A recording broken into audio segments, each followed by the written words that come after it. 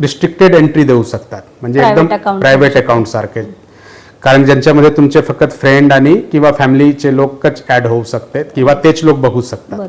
परंतु जर आपण ओपन केलं तर काय होतं, बरेच वेळ ते फोटो कॉपी करून त्यांना एडिट करून काहीतरी वेगळे प्रकारचे ते वापर केले जातात. एक तर ते आहे, आणि हे पुरुषांसाठी पण आहे की त्यांनी जे आहे रिस्ट्रिक्टेड एंट्री ठेवावं, नाही तर त्यांचे फोटो वगैरे घेऊन बरेच त्यांच्या मित्राकडून पैशाची मागणी होतात. असं बरेच फ्रॉडचे इन्सिडेंट आलेलं आहे.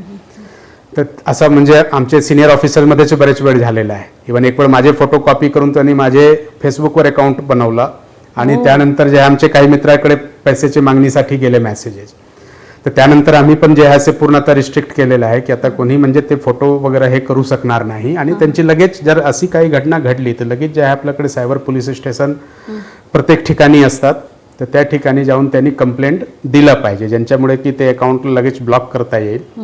तर एक हे सायबर फ्रॉडचे प्रकार आहे. दुसरा आहे की काही लोक जे आहे ते व्हिडिओ कॉल करतात. हे फक्त महिलांना येत नाही, पुरुषांना पण येतात.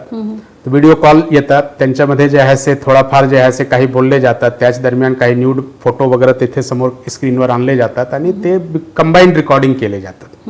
हे कंबाईंड रेकॉर्डिंग नंतर त्यांना पाठवून की तुमचे जे आहे अश्लील व्हिडिओ माझ्याकडे आहे, तुम्ही इतके पैसे द्या नाहीतर हे आम्ही व्हायरल करणार आहे.